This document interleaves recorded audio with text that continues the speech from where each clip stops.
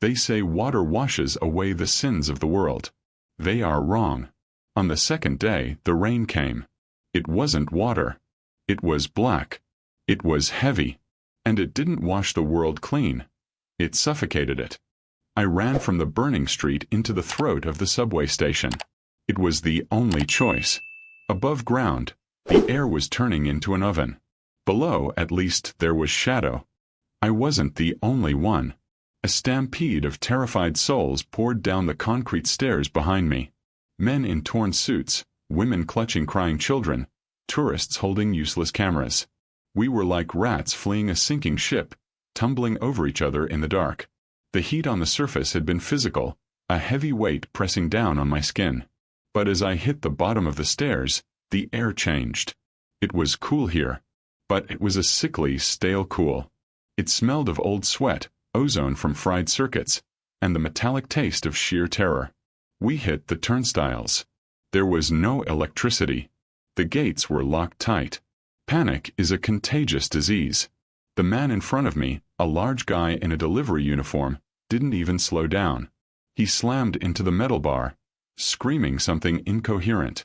He bounced off, blood spraying from his nose. "Jump it!" I yelled.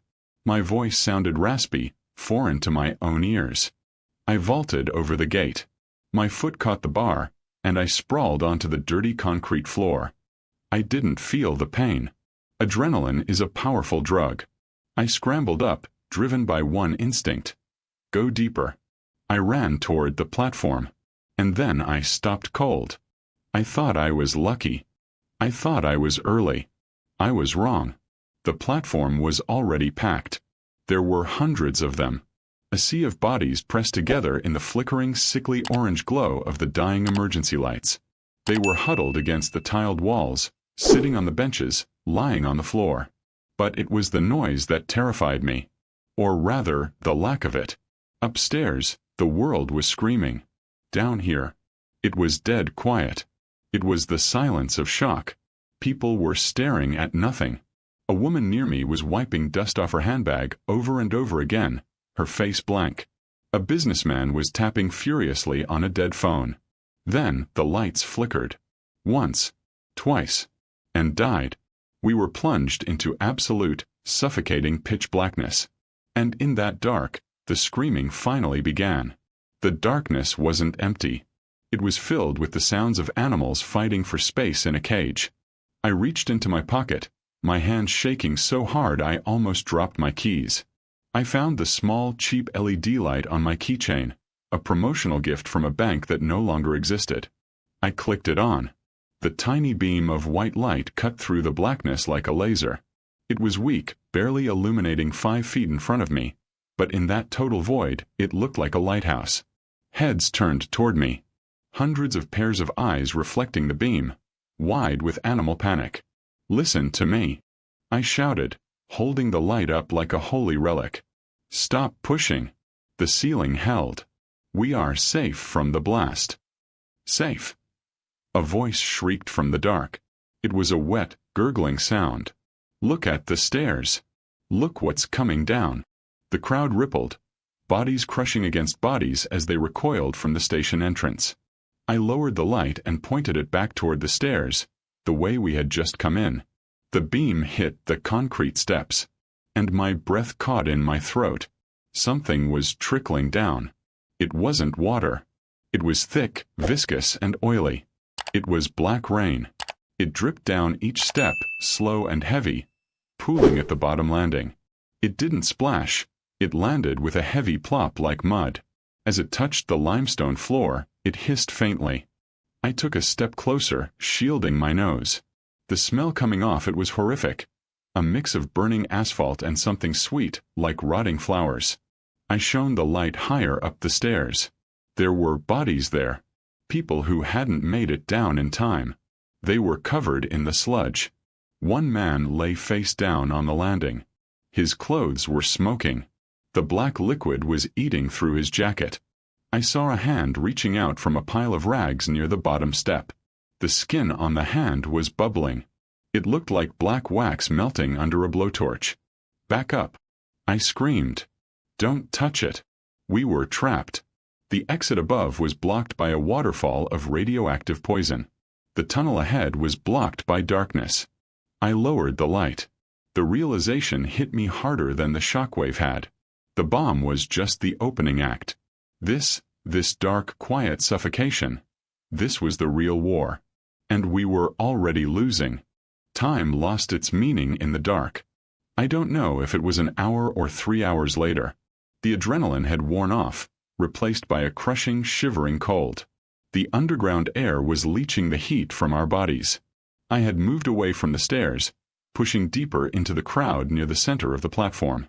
I sat against a concrete pillar, my knees pulled to my chest, trying to make myself small. The screaming had stopped. It was replaced by a sound much worse. The sound of suffering. Low moans. Wet, rattling coughs. The sound of someone retching violently in the dark. I used my tiny keychain light sparingly. Just quick flashes to check my surroundings. Every time I turned it on, the horror grew. I shined the light to my left. There was a teenage girl sitting on the floor near a vending machine. She couldn't have been more than 16. She was wearing a light summer dress, now torn and filthy. She was shivering so hard her teeth were audibly clicking together. But it wasn't just the cold. I shined the light on her face, and I had to bite my knuckles to stop from crying out. Her skin was bright red. Not a sunburn red. It was an angry, violent, blistering crimson, like she had been dipped in boiling water. The skin on her face and arms was tight and shiny. As I watched, she reached up to brush hair out of her face. A large clump of her hair just came away in her hand. She stared at the hair in her palm, her eyes wide and vacant. She didn't scream. She was past screaming. I quickly turned the light away. I knew what that was. I'd read about it in school. Acute radiation syndrome. The prompt kills. She must have been outside when the flash happened. Or maybe she got caught in the first drops of the black rain before making it downstairs. She had absorbed a lethal dose of gamma radiation in seconds. Her DNA was shattered. She was a walking ghost. She was already dead. Her body just hadn't finished dying yet. I looked around the platform in the dim flashes of light. They were everywhere. A man in a construction vest, vomiting blood onto the tracks. A mother rocking back and forth, holding a baby that was far too quiet. We were sitting in a graveyard. And the bodies were still breathing. The smell changed. The stale sweat and ozone were overpowered by something else. Something sweet and sickening. Like rotting fruit mixed with copper. It was the smell of biology breaking down at a cellular level. It was the smell of the insides of human beings turning into liquid. Panic began to rise in my chest again.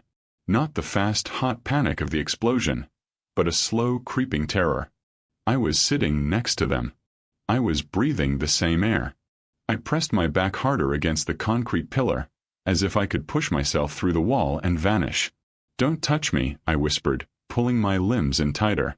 Nobody touch me. I felt a profound, sickening guilt. I was intact. No burns. No vomiting. Yet, why them? Why not me? Then, the delivery driver, the big man who had smashed the turnstile earlier, stumbled past me in the dark. He tripped over someone's legs and fell hard. He didn't get up right away. He just lay there groaning. "Help me up," he wheezed. "Please." Nobody moved. The people sitting right next to him pulled their legs away. A woman covered her mouth and turned her head. In the New World, compassion was the first casualty. We all knew instinctively that sickness was death, and death felt contagious. I stayed silent in the dark, listening to him struggle to his feet. I didn't offer a hand. I didn't offer a word. I just watched, clutching my iron bar like a talisman. I held my keychain light tight. It was getting dimmer. The battery was dying. The light was turning yellow, fading fast. I knew I couldn't stay on this platform. It was a waiting room for the morgue. But where could I go? Up was death. Here was death. I looked toward the black mouth of the subway tunnel at the far end of the platform. The tracks disappeared into absolute darkness, heading away from the city center. Heading into the unknown. It was terrifying, but it was the only direction that wasn't currently killing me. I had to make a choice. Stay with the herd and die of sickness, or walk alone into the dark. I was an engineer in the old world. I designed HVAC systems, heating, ventilation, and air conditioning for office buildings. I knew how air moved. I sat there in the dark, fighting the panic, trying to force my brain to work. Problem: we are underground. Problem: there are 1,000 people breathing in a confined space. Problem: the air is getting stale. I felt the headache starting behind my eyes. A dull, throbbing pulse. Carbon dioxide buildup. If the air didn't move, we would all suffocate before morning. Then I felt a breeze. A faint, cool draft of air hit my damp face. At first, I felt relief. The ventilation system was still working on emergency power. We wouldn't suffocate. But then, the engineer part of my brain caught up with reality. And the relief turned into cold horror. Where does a subway get its fresh air? It pulls it from the surface. From massive intake grates on the sidewalks above. The sidewalks that were currently covered in radioactive ash. The sidewalks where the black rain was falling. I stood up, my legs shaking. I clicked on my dying flashlight one more time, aiming it up toward the high arched ceiling of the station. There they were. The large ventilation grates. I looked closely at the air coming down. It wasn't clear. In the weak beam of light, I could see dust motes dancing in the air current. But it wasn't normal dust. It sparkled. Tiny, microscopic flakes of pulverized concrete, steel, and heavy metals, all irradiated by the nuclear blast. Fallout. The ventilation system was working perfectly. It was efficiently sucking the poisonous atmosphere from the surface and pumping it directly into our bunker. We weren't safe. We were inside a gas chamber, and the gas was just turning on. I looked around at the people on the platform. The ones who weren't sick yet.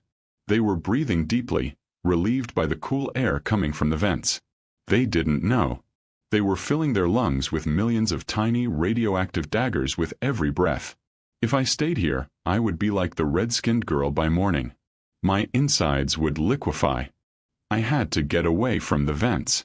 I had to get away from the people. I looked at the tunnel mouth again. The deep tunnel. The air there would be stagnant. It would be old. But it wouldn't be actively pumped full of fresh fallout from the surface. I made my decision. I tightened the straps on my backpack. I gripped my useless phone in one hand and the dim flashlight in the other. I stepped away from the pillar. I stepped over the legs of a sleeping or dead man. I didn't say goodbye. I didn't warn them. What could I say? Stop breathing.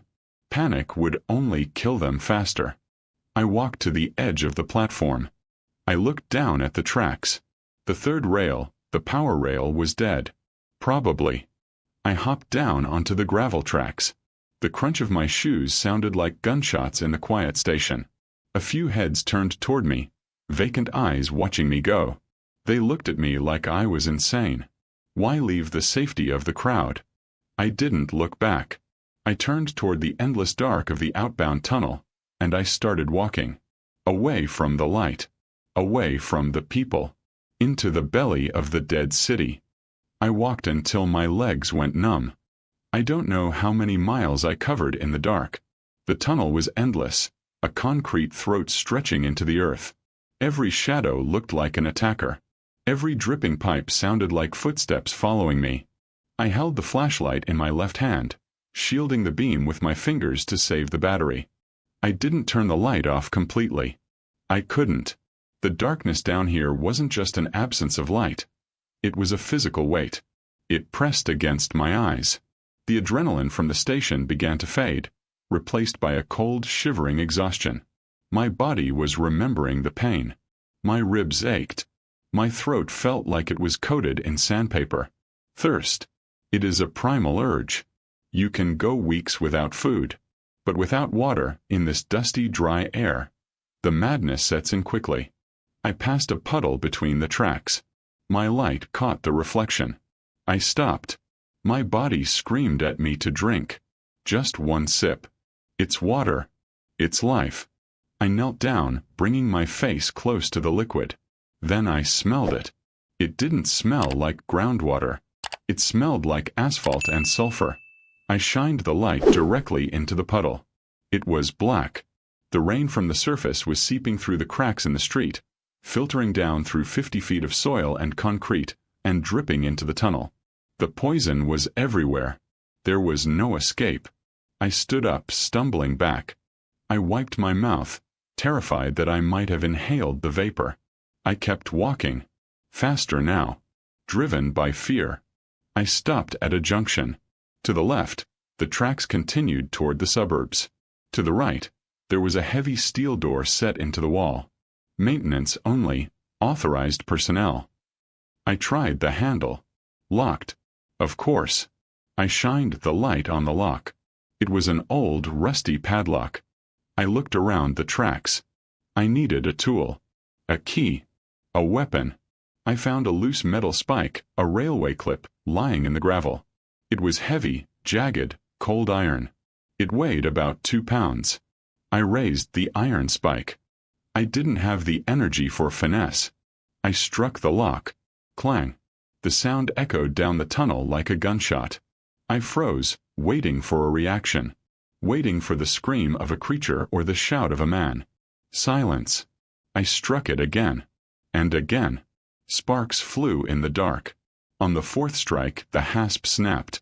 I pulled the heavy door open and slipped inside, closing it quickly behind me. I shoved a heavy metal shelf against it to barricade the door. Finally, I swept the room with my light. It was a small maintenance closet. A dusty desk, a chair, a locker, and a slop sink. I went to the sink and turned the handle. A rusty groan, a spit of air, and then nothing. The water pressure was gone. The city's heart had stopped beating. There would be no water coming from the taps ever again. I slumped into the chair. It squeaked under my weight. I put the flashlight on the desk, aiming it at the ceiling to create a dim, ambient light. I took off my backpack. I laid out my treasures. 5 cans of soup. 1 half-empty bottle of water I had carried from the office. A lighter. A Swiss Army knife. This was my net worth. Yesterday, I had a savings account, a credit score, and a retirement plan. Today, I was rich because I had soup. I took the knife and sawed open one of the cans. Cold chicken noodle. I didn't heat it. I drank it straight from the jagged metal rim. It was salty, slimy, and absolutely delicious.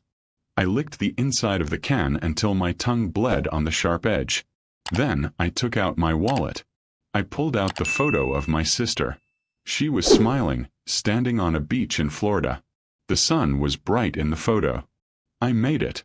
I whispered to the picture. I found a room. But I knew it was a lie. I wasn't safe. I was just alive. There is a difference. I didn't sleep.